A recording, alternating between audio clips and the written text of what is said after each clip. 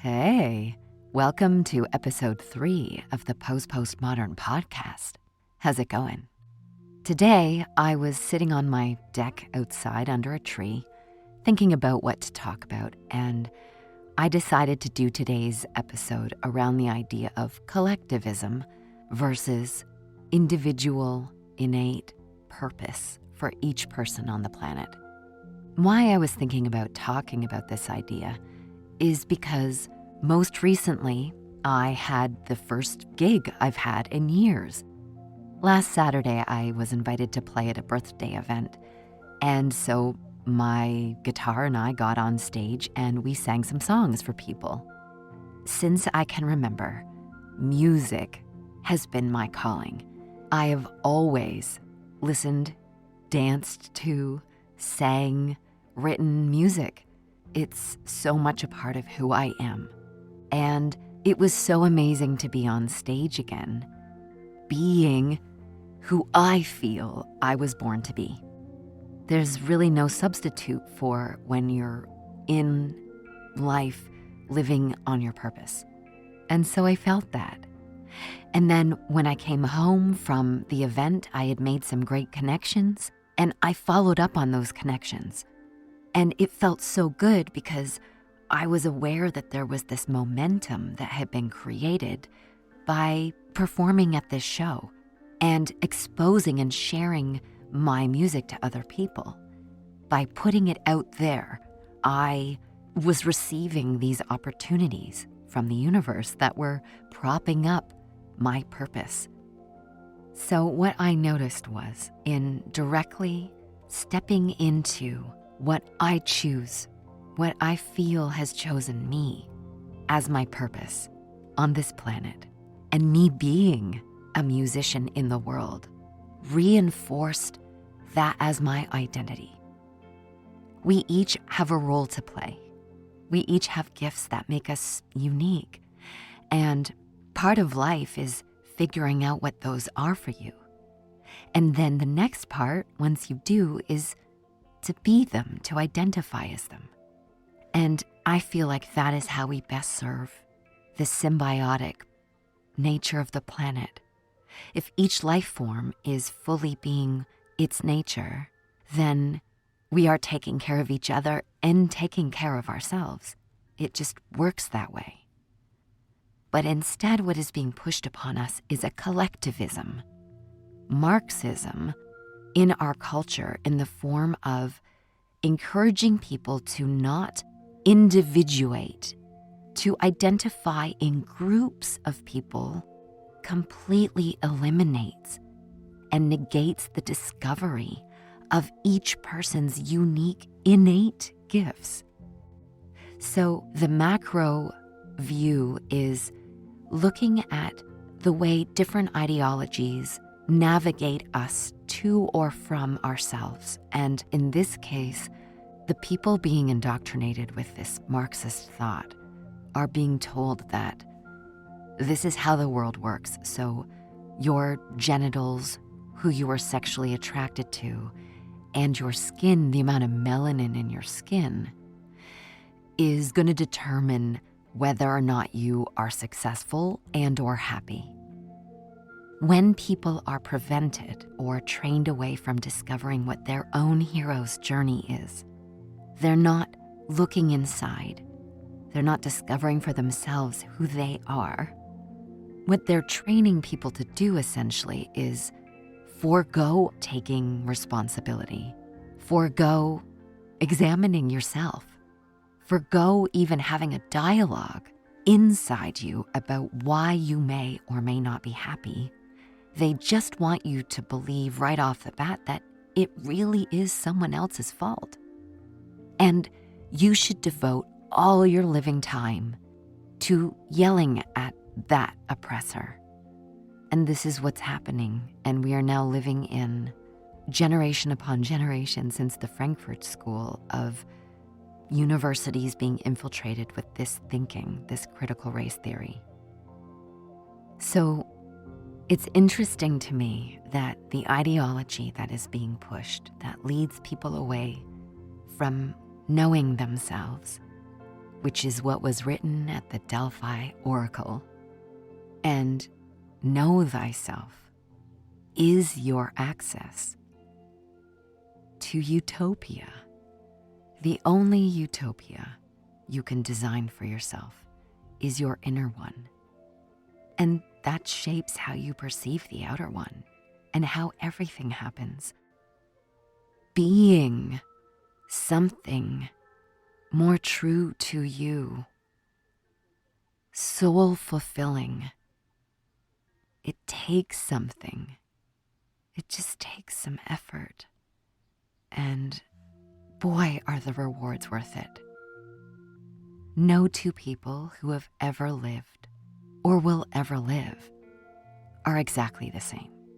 And so what would it be for each person to claim what it is that makes them distinct from the group?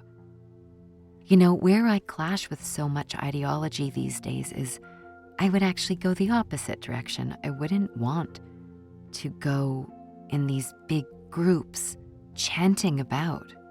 I just kind of want to get to know what I can leave behind that says I lived. And we are each on our own hero's journey. Follow the goosebumps. Follow what makes you tingle. It's the universe's way of telling you you're on track. Know thyself. Ancient, wise, simple, complex, internal. Not subjective truth, but internal, something to dig for and rigorously ask questions to, examine, challenge, deconstruct, strip away, undomesticate ourselves to really know ourselves. It takes work. It takes work. It's great work. It's so rewarding. But if you're new to it, it really freaking hurts. The first time you tear away the thing that makes you question everything you know is very painful. It feels like a thicket. And it feels like you may never get through it, but you do. And you end up in a meadow on the other side. And then you realize you've never seen more clearly the beauty in this meadow. You just feel like the world appears more real somehow. And the pain you just went through was worth it to end up here. And then you realize, wow, if that was there and I was believing that, what else is there? And you keep going and going and going and going. And you actually develop quite a taste for the meadow, the clarity of vision, the degree of sensitivity to feeling what is really real, which is love, nature, life. So much construct. And yet the postmodernists would say that everything is a social construct, including, I guess, the thing you strip back to realize is real. I say postmodernism is a construct, and a faulty one at that, because it doesn't lead people to know themselves. It leads people away from knowing themselves. And I really believe that the solutions lie in more awareness, more people employing their capacity for awareness to strip away, burn the dead wood until you just have what's left. And what's left, well, we don't really know what to call that, but it's a huge part of knowing yourself. I propose, and why I've created this podcast again, is I really love the idea of talking about, what is going on here is a heightened understanding of how we focus really creates our reality. And I see that the theater, that certain dogma, certain religious ideas in our culture today are playing out to entice our attention away from knowing ourselves. And what I'm experiencing personally is that by tapping in and identifying as, if I'm gonna label myself anything other than human, it is a musician. I'm really knowing myself by identifying as that. And now I'm finding the magic. The laws of the universe are springing to life in supporting that, in supporting what I want, because to know yourself is to know nature. It's to know the magic of how the universe works. And that's why you're tapping into it. It's just our language is so limited, but you're getting it because you see in yourself and you claim it aligns you with the macro nature. And so you tap into the very power that takes a seed and makes it a tree. That is functioning for you to be your own tree from the seed that we started as. As the seed is the tree, we are now what we'll be. But it's up to us to know ourselves and to do that work.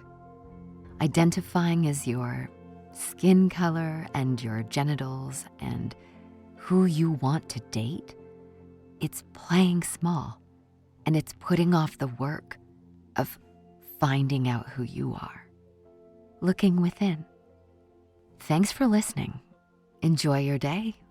Until next time.